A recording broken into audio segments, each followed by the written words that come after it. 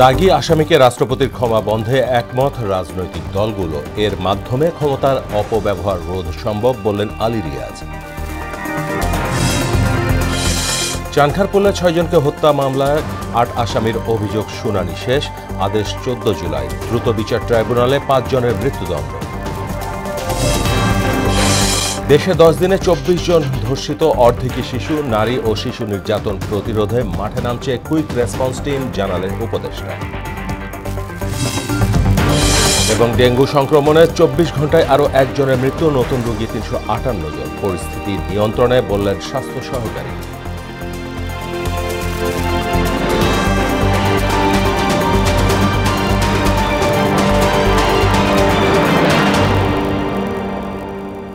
আসসালামু আলাইকুম, সবাইকে মোহনা সংবাদে স্বাগত। শুনছিলেন শিরোনাম, সঙ্গে আছি মাহমুদ হোসেন। এবার বিস্তারিত। দাগী আসামিকে রাষ্ট্রপতির ক্ষমা দেয়া বন্ধ এবং বিচার বিভাগের বিকেন্দ্রীকরণ করে বিভাগীয় পর্যায়ে হাইকোর্ট স্থাপনের বিষয়ে একমত হয়েছে রাজনৈতিক দলগুলো। তবে বিএনপি মনে করে প্রধান বিচারপতিকে সংযুক্ত না করে বিভাগীয় হাইকোর্ট স্থাপন কাজে আসবে না। এ সংশোধনীর মাধ্যমে রাষ্ট্রপতির ক্ষমতার অপব্যবহার রোধ করা সম্ভব বলে মনে করেন ঐকমত্য কমিশনের সহসভাপতি ডক্টর আলী রিয়াজ। মুনতাসির মামুনের প্রতিবেদন। কোনো আদালত, ট্রাইব্যুনাল বা অন্য কোনো কর্তৃপক্ষ কর্তৃক প্রদত্ত যে কোনো দণ্ডের মার্জনা, বিলম্বন ও বিরাম মঞ্জুর করিবার এবং যে কোনো দণ্ড মওকুফ, স্থগিত বা হ্রাস করিবার ক্ষমতা রাষ্ট্রপতির থাকিবে।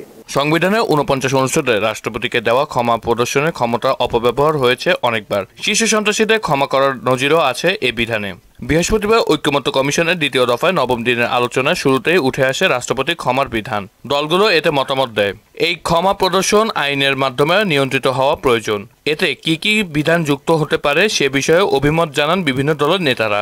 ব্যক্তিগতভাবে কোনো অপরাধের এগেইনস্টে যদি কোনো শাস্তি হয়, যেমন কারো পিতাকে কেউ হত্যা করল, এই হত্যাকাণ্ডের বিচার হয়েছে তার ফাঁসি, এই ফাঁসিটা ইচ্ছা করলে কমিটি এবং রাষ্ট্রপতি এককভাবে ক্ষমা করতে পারবে না। এখানে সকল রাজনৈতিক দল, স্টেক হোল্ডার সবাই যখন একমত হয়েছে যে সংবিধানে এই পরিবর্তনটা আনা যায় এইভাবে, এখানে এনসিসি তার প্রয়োজন নাই। নানা ধরনের অনাস্থা এবং বিচার বিভাগ, দেশের আইন, মানবাধিকার, ন্যায় বিচার প্রত্যেকটা বিষয়ের সঙ্গে সাংঘর্ষিক একটা অবস্থা তৈরি করেছে। রাষ্ট্রপতির ক্ষমতা অপব্যবহার রোধে এই সিদ্ধান্তে দেশের বৃহৎ রাজনৈতিক দল বিএনপি একমত হলেও বিভাগীয় পর্যায়ে হাইকোর্ট স্থাপনের বিষয়ে ভিন্নমত পোষণ করে দলটি। লোয়ার জুডিশিয়ারিতে যাতে ইন্ডিপেন্ডেন্স থাকে, সুপ্রিম কোর্টের চিফ জাস্টিসের হাতে বা সুপ্রিম কোর্টের হাতে থাকে, সেটা আমাদের একটা কমিটমেন্ট। এটা আমাদের 31 দফাতে বলা আছে যে আমরা অধস্তন আদালতের সম্পূর্ণ নিয়ন্ত্রণ ক্ষমতা সুপ্রিম কোর্টের উপরে ন্যস্ত করতে চাই। বৈঠক শেষে জাতীয় স্বার্থে আন্তরিকতা প্রদর্শন করার রাজনৈতিক দলগুলোর প্রতি কৃতজ্ঞতা প্রকাশ করেন ঐকমত্য কমিশনের সহসভাপতি ডক্টর আলী রিয়াজ।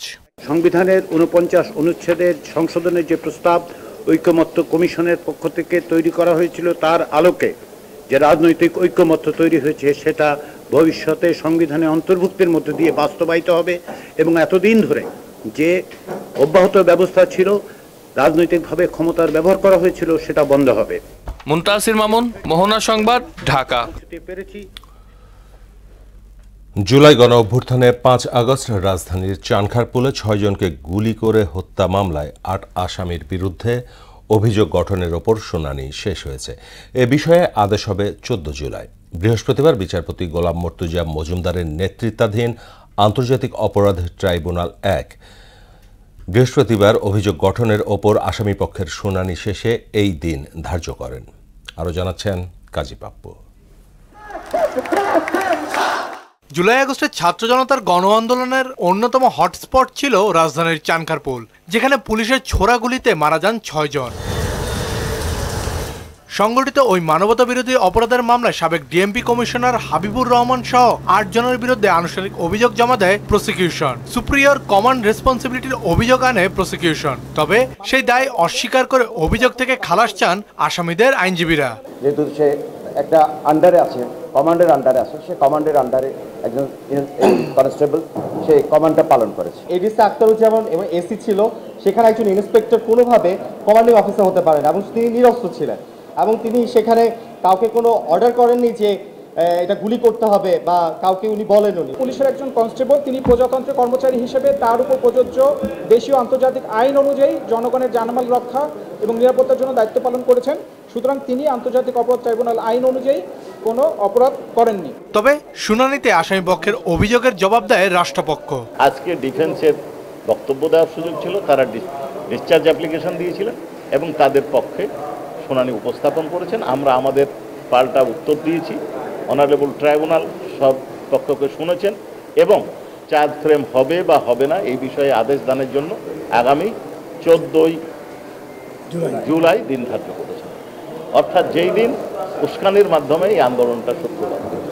রাষ্ট্রপক্ষ জানায় জুলাই গণহত্যা ইস্যুতে ট্রাইব্যুনালে দায়ের হওয়া 27টি মামলার মধ্যে প্রথম কোনো মামলার অভিযোগ গঠন হতে পারে 14 জুলাই। আমরা বিশ্বাস করি যে চার্জ ফ্রেম করার মতো যথেষ্ট উপাদান আছে এবং ডিসচার্জ করার মতো কোনো উপাদান নাই। কাজী পাপ্পু, মোহনা সংবাদ, ঢাকা। সেই নিবেদনটা 8 বছর আগে শত্রুতার জেরে শরীয়তপুরের পালং উপজেলায় দেলোয়ার নামে এক ব্যক্তিকে কুপিয়ে হত্যার মামলায় 5 জনকে মৃত্যুদণ্ড দিয়েছেন আদালত। একই মামলায় অন্য 12 আসামি খালাস পেয়েছেন। বৃহস্পতিবার এর রায় দেন ঢাকার দ্রুত বিচার ট্রাইব্যুনাল 4 এর বিচারক মোহাম্মদ হালিমুল্লাহ চৌধুরী। মামলার অভিযোগে জানা যায় 2017 সালে 12 জুলাই স্থানীয় বাজার থেকে বাড়ি ফেরার পথে শত্রুতার জেরে 31 ব্যক্তি দেলোয়ারের অটোরিকশার গতি রোধ করে ধারালো অস্ত্র দিয়ে কুপিয়ে জখম করলে চিকিৎসাধীন অবস্থায় তার মৃত্যু হয়। এ ঘটনায় নিহতের বাবা বাদী হয়ে মামলা দায়ের করলে আদালত আজ এ রায় দেন।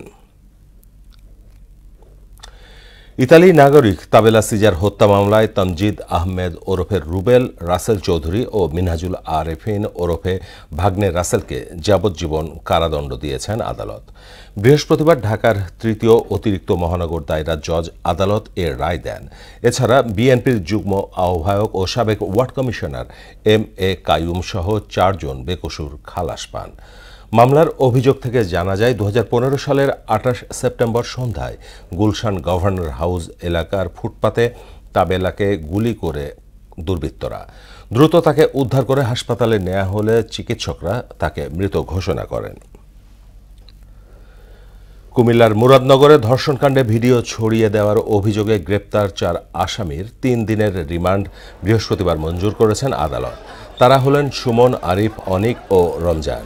কুমিল্লার আমলি আদালত 11 এর বিচারক মমিনুল হক আসামিদের রিমান্ড মঞ্জুর করেন। ভুক্তভোগী নারীর দায়ের করা পর্নোগ্রাফি আইনের মামলায় তাদেরকে গ্রেপ্তার করা হয়। কুমিল্লা কোর্ট পুলিশের ভারপ্রাপ্ত কর্মকর্তা সাদিকুর রহমান বিষয়টি নিশ্চিত করেছেন। এদিকে প্রধান আসামি ফজর আলী গ্রেপ্তারের পর থেকে হাসপাতালে চিকিৎসাধীন।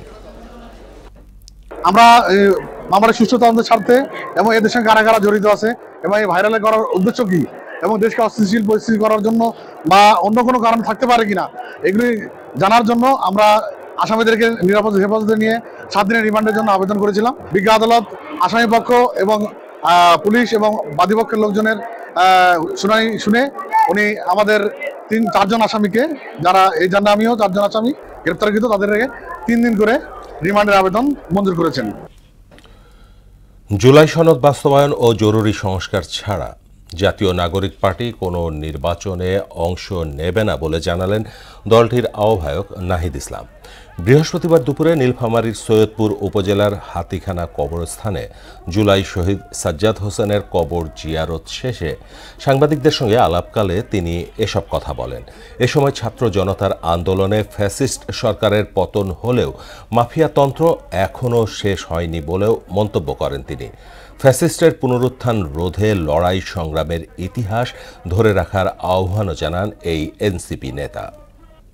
আমরা অবশ্যই নির্বাচন চাই, আমরা নির্বাচিত সরকার চাই, কিন্তু অবশ্যই এই গণঅভ্যুত্থানে যারা হত্যা করেছে সেই শেখ হাসিনা এবং তাদের দোসর যারা বাংলাদেশের প্রতিটি এলাকায় এখনো লুকায় আছে তাদেরকে বিচারের আওতায় অবশ্যই আনতে হবে।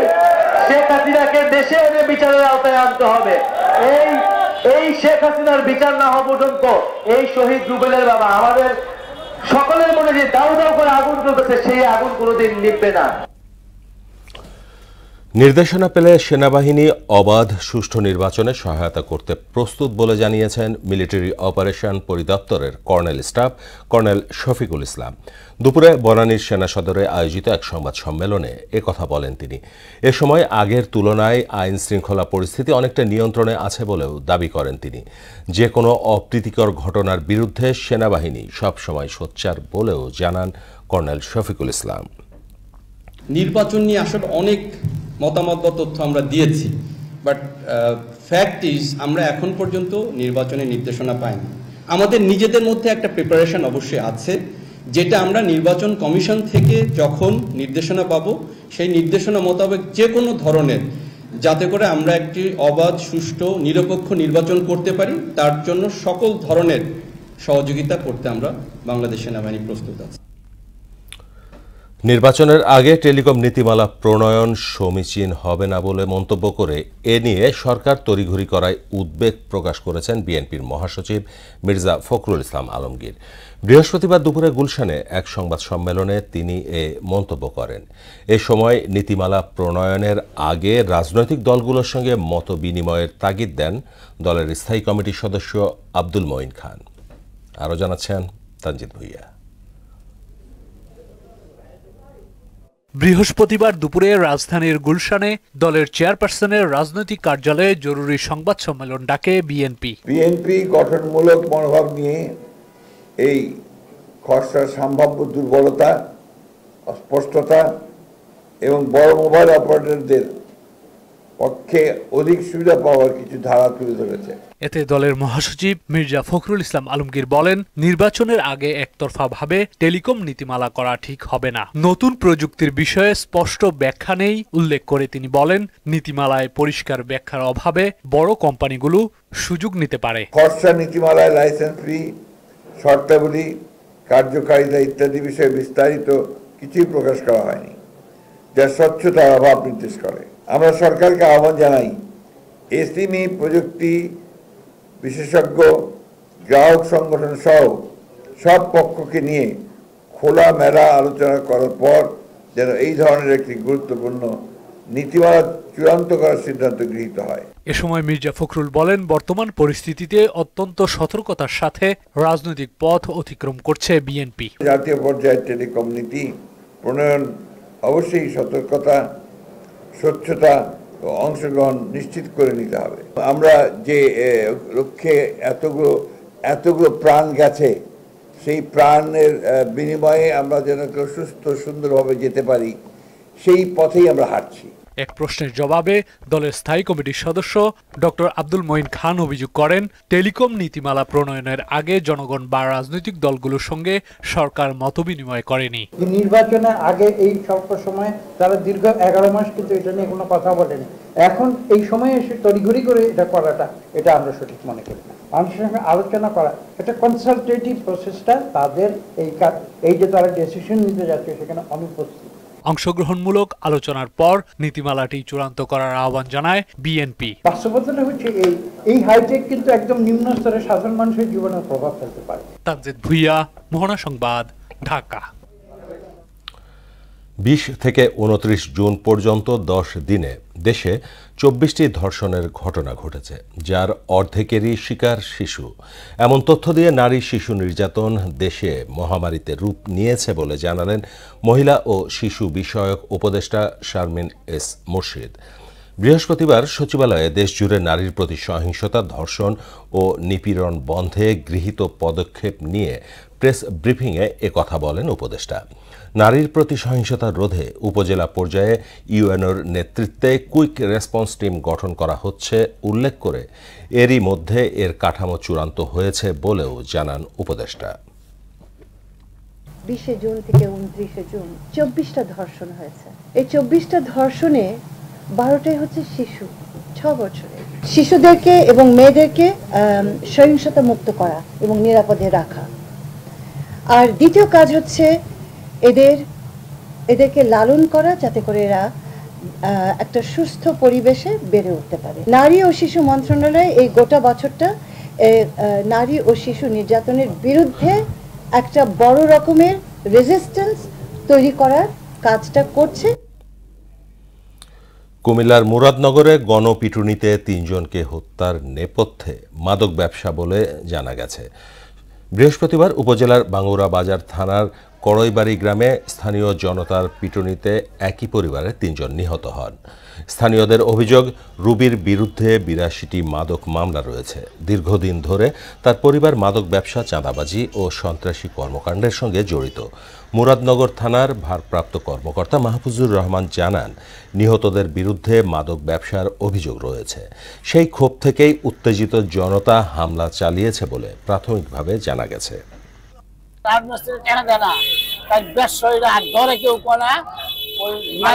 মামলা দিব আর এই স্টেশন আইলে তার ছেলে একটা আতিল্লাহানে জীবিত বাড়ির ভিতরে মারধর করে হাতাই করে। ঘটনার সংবাদ পেয়ে পুলিশ দ্রুত ঘটনাস্থলে আসে এবং ৩ জনের মৃতদেহ উদ্ধার করে। পরবর্তীতে আহত অবস্থায় ওই ফ্যামিলির একজনকে উদ্ধার করে পুলিশ দ্রুত হাসপাতালে প্রেরণ করেছে। ডেঙ্গু আক্রান্ত হয়ে গত ২৪ ঘন্টায় আরও একজনের মৃত্যু হয়েছে। একই সময়ে নতুন করে ৩৫৮ জন রোগী হাসপাতালে ভর্তি হয়েছেন। এ নিয়ে চলতি বছর ডেঙ্গুতে মোট ৪৫ জনের মৃত্যু হলো। এ সময়ে মোট আক্রান্ত হয়েছে ১১,৪৫৬ জন। বৃহস্পতিবার স্বাস্থ্য অধিদপ্তরের হেলথ এমার্জেন্সি অপারেশন সেন্টার ও কন্ট্রোল রুম থেকে পাঠানো সংবাদ বিজ্ঞপ্তিতে এ তথ্য জানানো হয়। চলতি বছরের জানুয়ারি থেকে এখন পর্যন্ত মোট আক্রান্ত রোগীর মধ্যে ৫৯.১% পুরুষ ও ৪০.৯% নারী।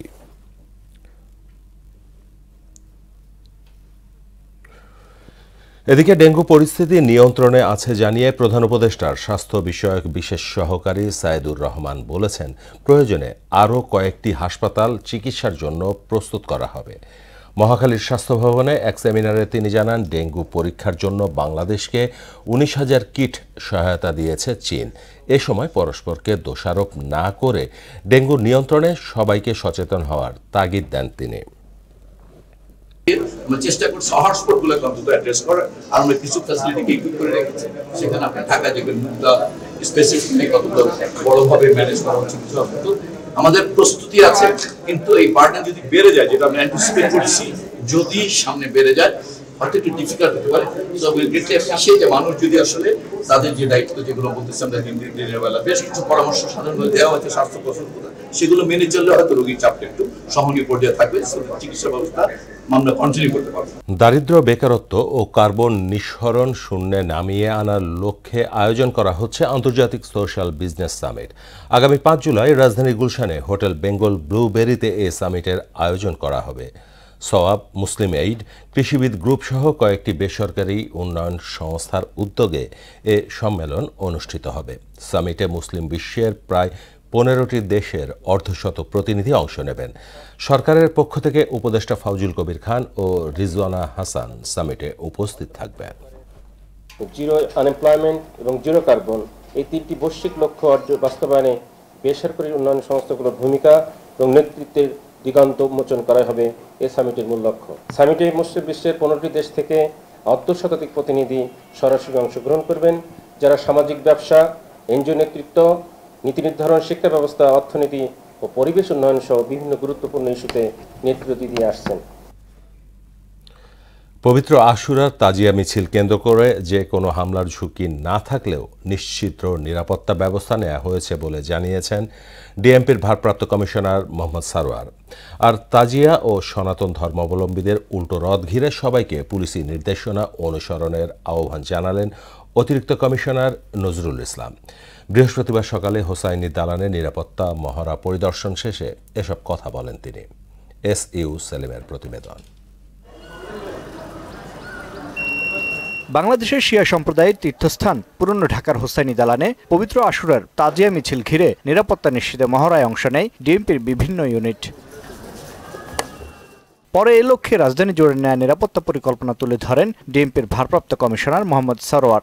ঢাকা মহানগরের হোসেনি দালান, ইমামবাড়া, বড়কাটরা, মোহাম্মদপুর বিহারি ক্যাম্প, শিয়া মসজিদ, বিবিকা রওজা, মিরপুর পল্লবী বিহারি ক্যাম্প সহ অন্যান্য স্থান যেখানে ধর্মীয় ভাবগাম্ভীর্যের সাথে পবিত্র আশুরা পালিত হয়, সেখানে ইতিমধ্যেই পর্যাপ্ত পুলিশি নিরাপত্তা ব্যবস্থা গ্রহণ করা হয়েছে। এ সময় ডিএমপির অতিরিক্ত কমিশনার ক্রাইম ও অপারেশন মোহাম্মদ নজরুল ইসলাম শিয়া সম্প্রদায়ের প্রধান এই আয়োজন ঘিরে নিষিদ্ধ সংগঠনের কার্যক্রম নজরদারির মধ্যে রাখার কথা জানান। প্রতি বছরের নেই বাংলাদেশে এটা পালন হবে। আমাদের নিরাপত্তা ব্যবস্থা কভার্ড ওভার্ড বোথ আছে, ইউনিফর্ম পুলিশ আছে, পাশাপাশি আমাদের প্লেন ক্লথে থাকবে। আমরা এটা ওয়াকিবহাল আছি, আমাদের প্রয়োজনীয় ব্যবস্থা আছে। তাজিয়া মিছিলের পাশাপাশি একই দিন সনাতন ধর্মাবলম্বীদের উল্টো রথ থাকায় সবাইকে পুলিশের নির্দেশনা মেনে চলার অনুরোধও জানান এই পুলিশ কর্মকর্তা। ইউ সেলিম, মোহনা সংবাদ, ঢাকা। দেশ বিদেশের রাজবাড়ির গোয়ালন্দের ইলিশের সুখ্যাতি থাকলেও এখন পদ্মায় দেখা মিলছে না ইলিশ। এতে করে পরিবার পরিজন নিয়ে চরম বিপাকে পড়েছেন ইলিশ মাছের ওপর নির্ভরশীল জেলেরা। অনেকেই পেশা পরিবর্তন করতে বাধ্য হচ্ছেন। আবুল হোসেনের প্রতিবেদন, জানাচ্ছেন সিফাত রহমান জেসি। বর্ষা মৌসুমে পদ্মায় ইলিশের অবাধ চলাচলের কথা থাকলেও এ বছর পদ্মায় ইলিশের দেখা নেই। তাই মহাজন আড়তদারদের কাছ থেকে দাদন নিয়ে জাল ও নৌকা তৈরি করা জেলেদের জীবন কাটছে খেয়ে না খেয়ে। দিনে দিনে তাদের বাড়ছে ঋণের পরিমাণ। এমন বাস্তবতায় ইলিশ শিকারী জেলেদের চলছে চরম দুর্দিন। অনেকেই বিকল্প পেশায় চলে যাচ্ছেন। তাই দিন দিন পদ্মা নদীতে হ্রাস পাচ্ছে জেলের সংখ্যা। আমরা কিস্তি মিস্তি তুইলে আমার আর জান বাঁচে না। এখন গাঙে বড় মাছ মারি, বড় মাছও পাওয়া যায় না। পাঙাশ, ইলিশ, কাতল এইগুলো আমরা মারি, গুড়ে মাছ আর মারিবার পারি না। গাঙে কত ইলিশ পাচ্ছে, এখন ইলিশই নাই, এখন পাওয়াই যায় না। খুব কষ্টে চলতেছি আমরা। আরতদার কাছে টাকা পয়সা নিছি, এগুলি আরতদারের কাছে ঋণ হওয়া যে ঋণ আমরা কোনো সোজার বাদ দিয়েছিল। তেল খরচ, সিগারেট, পান, বিড়ি, সিগারেট নিয়ে এখন ভাগিরে মাছ না ফেলে ভাগিরে চলে যায়। আমরা না হয়তো না, আমরা কোনোভাবেই চালা পারতেছি না।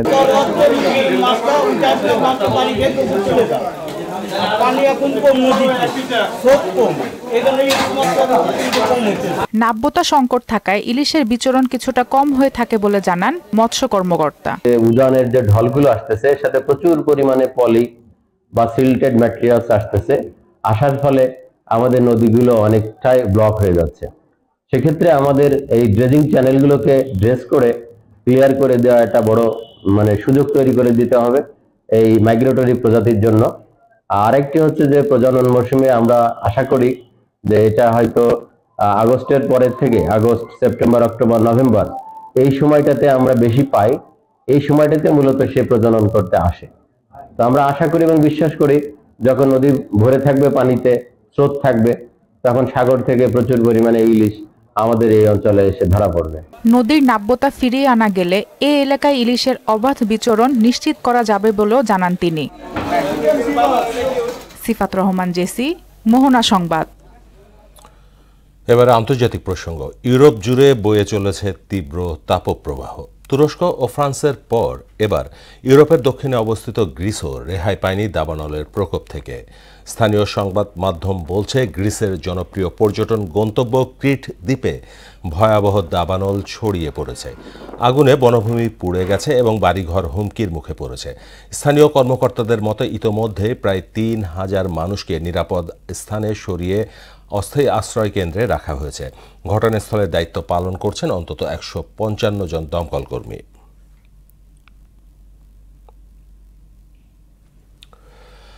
অস্থায়ী যুদ্ধবিরতিতে সম্মতি প্রকাশ করা সত্ত্বেও গাজায় হামলা অব্যাহত রেখেছে দখলদার ইসরায়েল। গত ২৪ ঘন্টায় গাজা জুড়ে হামলায় প্রাণ গেছে ১১১ জনের। ইসরায়েলি অবরোধের কারণে গাজার হাসপাতালগুলোতে দেখা দিয়েছে জ্বালানি সংকট। ফলে চিকিৎসার অভাবে মৃত্যুর মুখোমুখি কয়েকশো আহত মানুষ। এদিকে হামাস জানিয়েছে তারা মার্কিন যুদ্ধবিরতির প্রস্তাবটি বিবেচনায় নিয়েছে।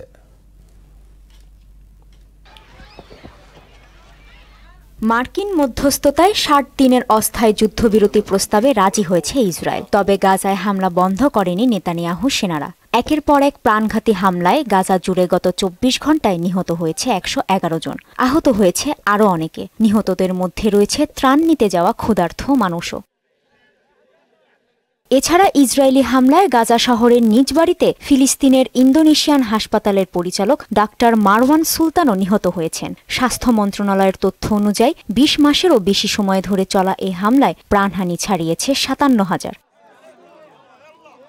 এদিকে উত্তর গাজার বৃহত্তম চিকিৎসা কেন্দ্র আল শিফা হাসপাতালের কর্মকর্তারা বলছেন, ইসরায়েলের অবরোধের কারণে হাসপাতালে জ্বালানি ফুরিয়ে যাওয়ায় কয়েকশো রোগী মৃত্যুর মুখোমুখি রয়েছেন।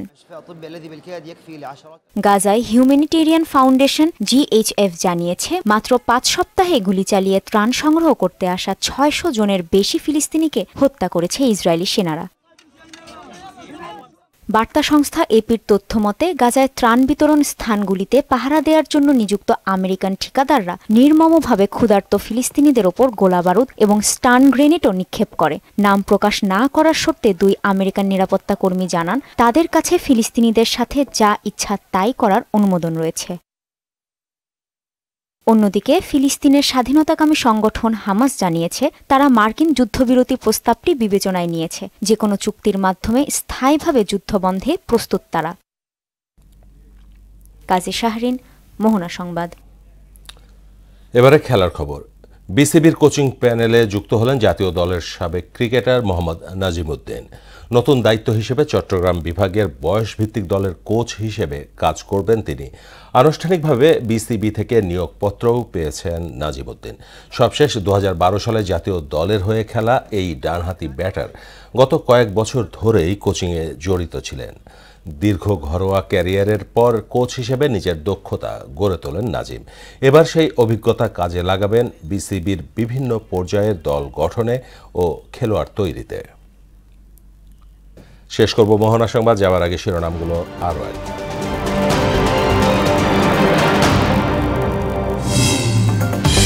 দাগী আসামিকে রাষ্ট্রপতির ক্ষমা বন্ধে একমত রাজনৈতিক দলগুলো। এর মাধ্যমে ক্ষমতার অপব্যবহার রোধ সম্ভব বললেন আলী রিয়াজ। চানখারপুলে 6 জনকে হত্যার মামলায় 8 আসামির অভিযোগ শুনানি শেষ। আদেশ 14 জুলাই। দ্রুত বিচার ট্রাইব্যুনালে 5 জনের মৃত্যুদণ্ড। দেশে 10 দিনে 24 জন ধর্ষিত, অর্ধেকই শিশু। নারী ও শিশু নির্যাতন প্রতিরোধে মাঠে নামছে কুইক রেসপন্স টিম, জানালেন উপদেষ্টা।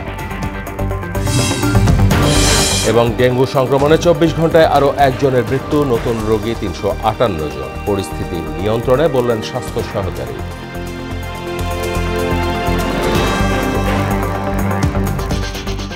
এই ছিল মোহনা সংবাদে। মোহনার সবশেষ খবর জানতে ভিজিট করুন www.mohana.tv। সংবাদ দেখতে পারেন ফেসবুক ও ইউটিউবে। এতক্ষণ সঙ্গে থাকার জন্য সবাইকে ধন্যবাদ।